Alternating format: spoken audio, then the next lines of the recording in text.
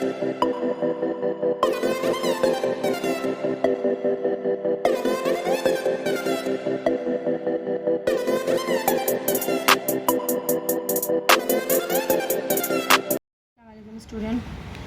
आज exercise number 9.6 का question number 2 करवा रहे हैं हम आपको। तो इस 2 के अंदर जो है ना, ये भी सेम ही तरह है जिसे आपने सिंगुलर और नॉन सिंगुलर बताया था। इसी तरीके से वो सम्स जिसका आंसर 0 आता है वो हमारे सिंगुलर होते हैं। और आगे जाके आपको पता करना पड़ेगा जब हम क्वेश्चन सॉल्व करते हैं, जिसका आंसर सिंगुलर आता है वो नॉट पॉसिबल होते हैं, और जिसका आंसर सिंगुलर नहीं आता वो इक्वेशन क्या होती है, पॉसिबल होती है। तो आज इस क्वेश्चन में हमने यही बताना है, क्योंकि आगे बढ़ते जाएंगे तो एक्सरसाइज का ही क्वेश्चन जो है वो आगे की तरफ जाता जाएगा। तो आज आपका सेकंड पार्ट है, और सेकंड पार्ट में आपने बताना है by the using matrix tell the rather the solution of the following similar equation is possible और नॉट पॉसिबल, यानी कि पॉसिबल और पॉसिबल। तो पॉसिबल मैंने आपको बताया कि पॉसिबल वो होगा जिसका आंसर क्या आएगा, 0 नहीं आएगा, और नॉट पॉसिबल वो जो है वो पॉसिबल नॉट पॉसिबल वो होगा जिसका आंसर क्या आएगा, 0 आएगा। ठीक है। अब यहाँ सिंगुलर मैट्रिक और नॉन सिंगुलर मैट्रिक भी आप कह सकते हो, जो आपने अगली एक्सरसाइज अगले क्वेश्चन में समझा है। तो यहाँ देखिएगा बेटा, सबसे पहले x minus Y equal to 2, 3x minus Y equal to 5। अब करना क्या है, इसमें से कॉफिशिएंट अलग करना है। कॉफिशिएंट अलग करना है। कॉफिशिएंट क्या होता है, वो जो अल्फ़ाबेट के साथ नंबर होता है उसको कॉफिशिएंट कहते हैं।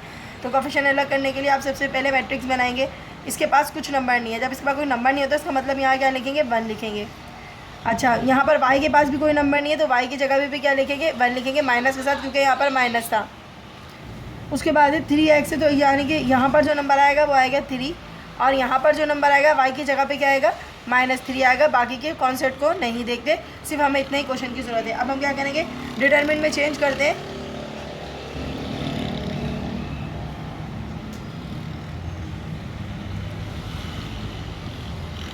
अब डिटर्मिनेंट पे अगर हम चेंज करते हैं तो क्या आएगा, ये आ जाएगा। अच्छा, पहले ए, ये डिटर्मिनेंट बनाया हमने। उसके बाद क्या करेंगे जी, 1, 3, -1 और -3। तो डिटर्मिनेंट का फार्मूला आप सबको आता है, क्या है फार्मूला आपके पास, आपका फार्मूला है जी a मल्टीप्लाई बाय, ये ऐसे होगा ना, क्रॉस करके होगा ना, a मल्टीप्लाई बाय d, ये a है, ये d है, ये b है और ये c है, minus b multiply by c। ये आपका फार्मूला है, दिमाग में रखना है। क्रॉस मल्टीप्लाई करो, क्रॉस मल्टीप्लाई करना सबको आता है, करते हैं। 1 मल्टीप्लाई बाय d मतलब 3 -3, इसको हम ब्रैकेट में कर लेते हैं। उसके बाद माइनस आ गया, b मल्टीप्लाई बाय, b मतलब -1 मल्टीप्लाई बाय 3। ठीक है। अब क्या करेंगे, 3 1 से क्या हो गया, 3 माइनस के साथ, क्योंकि माइनस का साइन था ना, तो माइनस का साइन होगा। ये माइनस माइनस क्या होगा, प्लस हो जाएगा। 3 1 से क्या हो गया, 3, एक प्लस में एक माइनस में दोनों कर जाएंगे, आंसर आ गया 0। इसका मतलब है ये कौन सा मैट्रिक्स है, ये एक मैट्रिक्स सिंगुलर मैट्रिक्स है। तो आंसर क्या देना है आपने, it is a singular matrix. यहाँ लिख देते हैं हम,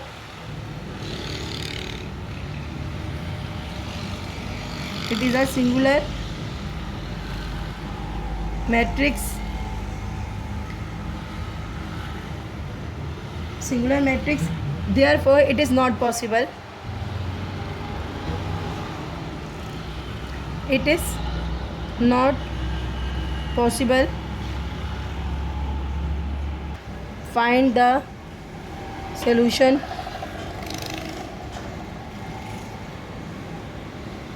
of the equation। तो ये आपका आंसर है। अब जिसका आंसर 0 नहीं आएगा ना बेटा, वो सारे पॉसिबल होंगे, उनके हम लोग सोल्यूशन निकाल सकते हैं, और आगे ये क्वेश्चन आगे की तरफ बढ़ेगा। लेकिन अगर यहाँ 0 आ जाता है तो क्वेश्चन यहीं एंड हो जाएगा। बस आपने इनका सेकंड देख लेगा, 4x 3y 2x 5y। तो हमें काम सिर्फ कॉफिशिएंट का है, बाकी इनका काम नहीं है। तो हम क्या करेंगे, सबसे पहले कॉफिशिएंट अलग कर देते हैं। तो हमारे पास क्या आएगा, 4, फिर यहाँ पर क्या आएगा, सेकेंड 3, यहाँ पर आएगा 2। अच्छा, प्लस के साइन है तो साइन लगाने की ज़रूरत नहीं है, ये आ गया आपका। अब किस में चेंज करना है, डिटरमिनेंट चेंज करना है। तो डिटरमिनेंट बनाने के लिए सबसे पहले आप क्या करोगे जी, 4 5, ये पूरा ऐसे का ऐसे ही उतरेगा, और आपने करना क्या है, फार्मूले के थ्रू चलना है, क्रॉस मल्टीप्लाई कराना है। तब तो आ गया होगा आपको, काफ़ी मरतबा करवा दिया मैंने, तो ये बहुत ही आसान है। 4 multiply by 5 minus 3 multiply by 2, यही है ना फार्मूले के तहत आप चल रहे हो। तो 4 5 का कितना होता है, 20, माइनस 3 2 से क्या होता है, 6 होता है। अब माइनस कर लो तो क्या आएगा, 14 आएगा ना। तो इसका मतलब है आंसर निकल रहा है, आंसर आ रहा है, 0 नहीं आ रहा है। इसलिए इसका मतलब ये कि ये नॉट सिंगुलर मैट्रिक्स है। और जो नॉट सिंगुलर मैट्रिक होता है वो क्या होता है, वो पॉसिबल होता है। याद रखना, वो आगे क्वेश्चन चल सकता है इसलिए हम यहाँ लिख देंगे पॉसिबल, इट इज़ पॉसिबल।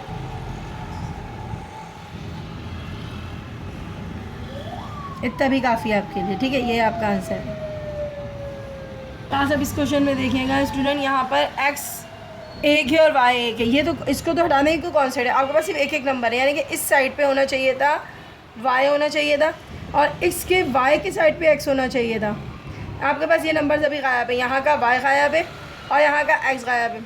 तो आप इसमें परेशान नहीं होना है कि आपने ये क्या x था मौजूद।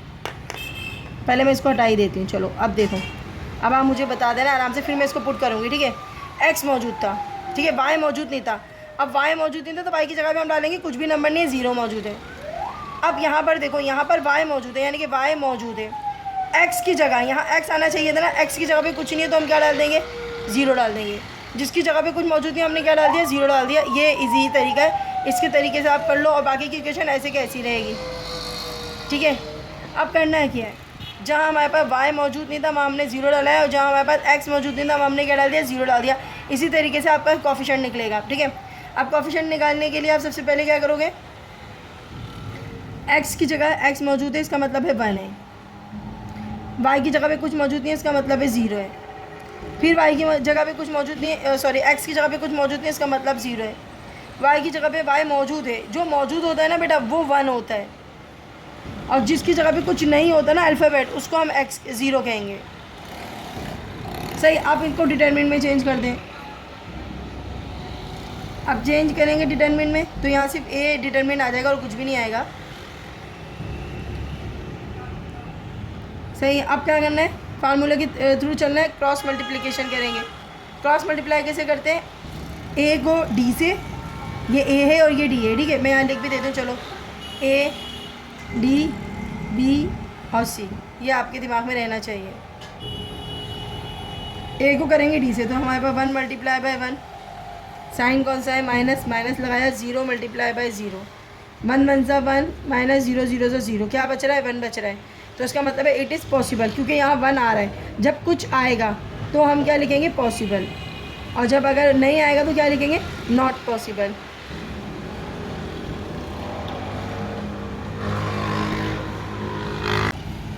वन अपॉन 2 है, माइनस वाई है इक्वल टू 0 है, 3x प्लस वाई। अब यानी कि x भी दिया हुआ है, वाई भी दिया हुआ है, x भी दिया हुआ है, y भी दिया हुआ है। आसान से कोफिशिएंट निकाल सकते हैं बिल्कुल। 1 अपॉन 2 पहले में आ जाएगा, ठीक है। y की जगह पे कुछ नहीं है, इसका मतलब -1 है। y तो मौजूद होगा ना तो 1 आएगा, अगर y भी मौजूद नहीं होगा ना तब 0 आएगा। 3x, 3 मौजूद है, 3 लिख दिया। y प्लस 1 मौजूद है, यानी कि y मौजूद है प्लस के साथ है तो 1 लिख दिया।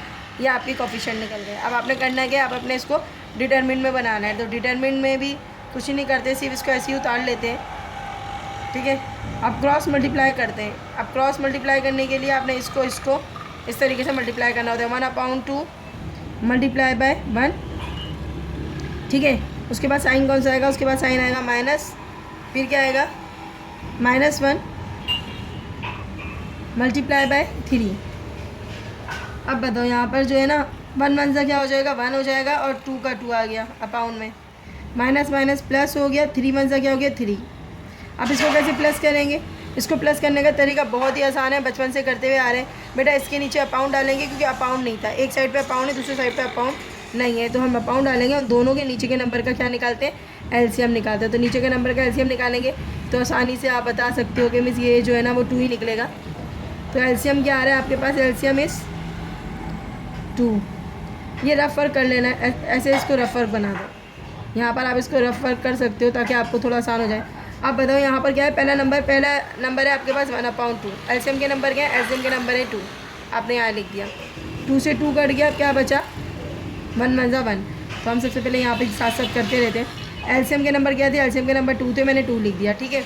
उसके बाद मैंने क्या करा, एलसीएम के नंबर लिखने के बाद 1 अपॉन 2 को यहाँ रखा आपने और एलसीएम के साथ मल्टीप्लाई कराना है, ठीक है। मल्टीप्लाई कराया तो ये कट गया और आपके पास 1 बचा, तो हम वहाँ जो बचाएगा ना वो यहाँ लिख देंगे। फिर नेक्स्ट नंबर क्या है, 3 अपॉन 1।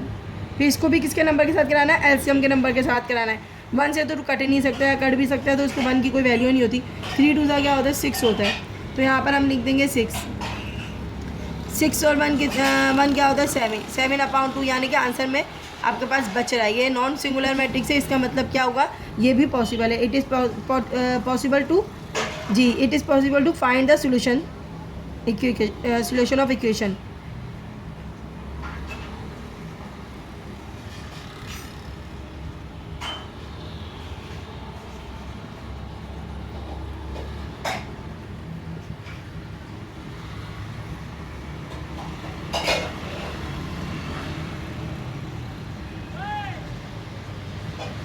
सब में ए लिख देना तो ज़्यादा अच्छा रहेगा, ठीक है।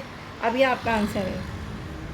क्या है आपके पास 3 सेट दिए हुए, ए बी और सी करके 3 सेट दिए हुए आपके पास।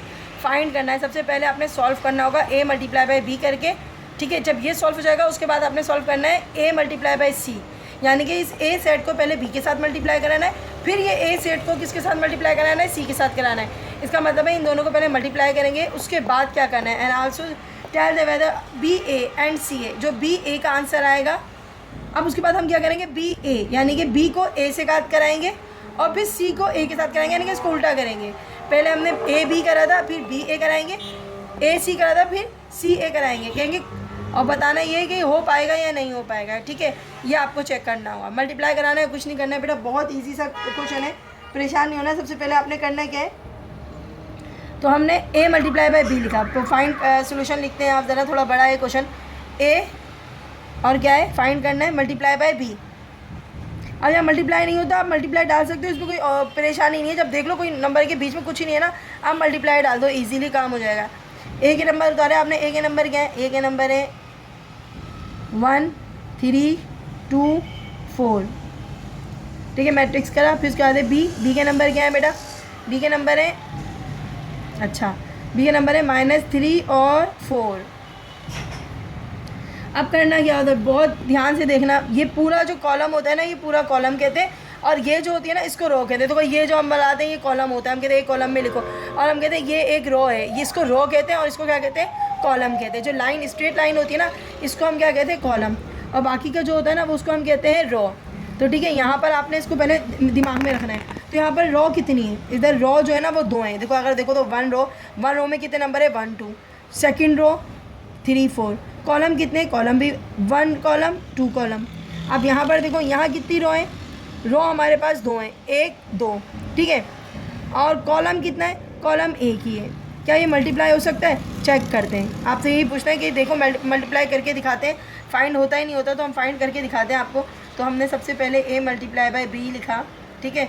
अब इसको उतारने का तरीका क्या है ये भी चेक कर लेना।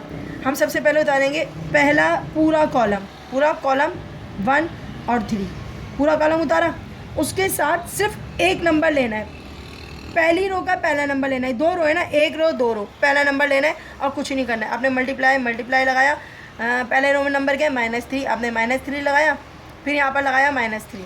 क्या किया मैंने, पहली कॉलम पहला नंबर, रो का पहला नंबर लिया, ठीक है। अब उसके बाद यहाँ साइन लगाएंगे, पॉजिटिव साइन लगाएंगे, ठीक है। ये एक तरीका है आपका मल्टीप्लाई करने का। उसके बाद दूसरा कॉलम उतारेंगे, दूसरा कॉलम और दूसरा नंबर, नीचे वाला क्या, दूसरा नंबर, दोनों के साथ मल्टीप्लाई करेंगे। पहला कॉलम पहला नंबर रो का, रो का पहला कॉलम पहला रो का नंबर, दूसरा कॉलम रो का दूसरा नंबर। बस याद रखना, पहला कॉलम पहला नंबर, दूसरा कॉलम दूसरा नंबर। आगे क्या अभी कुछ नंबर नहीं है, तो इसलिए इसका मतलब है हमारा क्वेश्चन बस इतना ही होगा।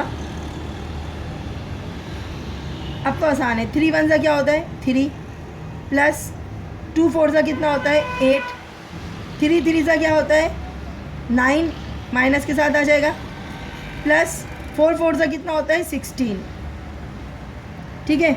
अब करो सॉल्व, जल्दी से बताइएगा। यहाँ पर माइनस करके 8 में से 3 गया, कितना बचा 5, बड़े नंबर का पॉजिटिव साइन है तो यहाँ पर नेगेटिव नहीं आएगा, ठीक है। यहाँ माइनस का साइन छोटे नंबर के साथ है तो माइनस का साइन नहीं आएगा। 16 में से 9 गया, कितना बचा जी 7 बचा, ये सॉल्व हो गया, ठीक है। अब उसके बाद क्या सॉल्व करना है, उसके बाद आपने सॉल्व क्या करना है, बी मल्टीप्लाई बाय, नहीं ये तो हो गया, A multiply by C, A multiply by C. A के नंबर क्या है जी, वही नंबर है ए के 1 3 2 4, सही है। सी के नंबर क्या है, सी के नंबर क्या है 1 और 0।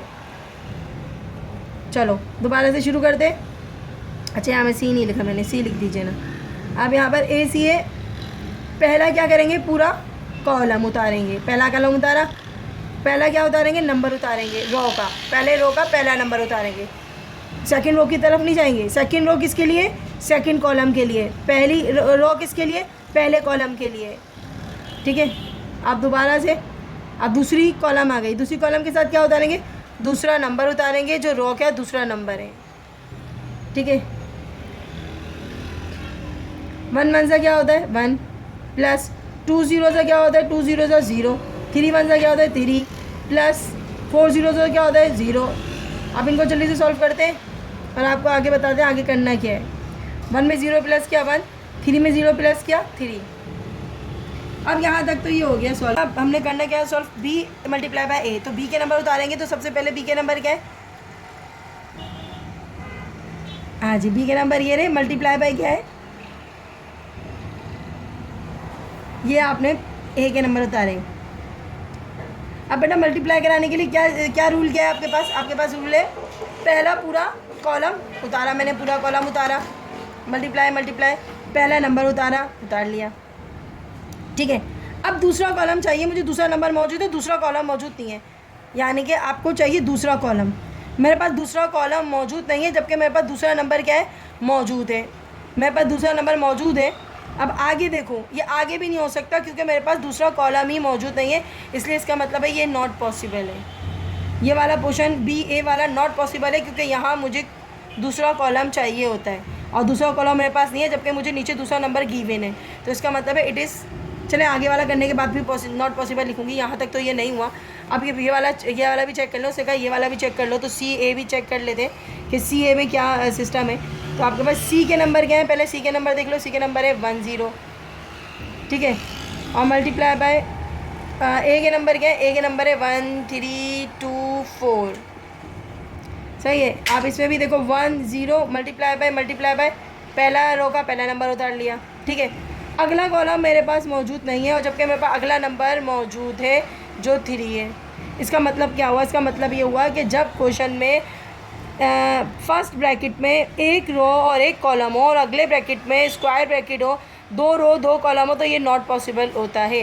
तो आप आंसर में क्या लिखोगे, इसको लिखोगे it is not possible for B A, चलो पूरा लिख देते हैं, B A and C A are not possible.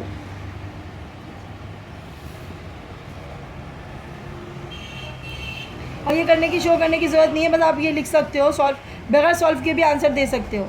उम्मीद है क्लास एक्सरसाइज 9.6 के क्वेश्चन आपको अच्छे से समझ आ रहे होंगे और मज़ीद क्वेश्चन के लिए हम इंशाल्लाह अपनी अगली वीडियो में डाल देंगे। अल्लाह हाफ़िज़, अपना बहुत सा ख्याल रखिएगा और मेरे चैनल को ज़्यादा से ज़्यादा शेयर और सब्सक्राइब करें ताकि आप सबका जो है वो और बच्चों का फ़ायदा हो।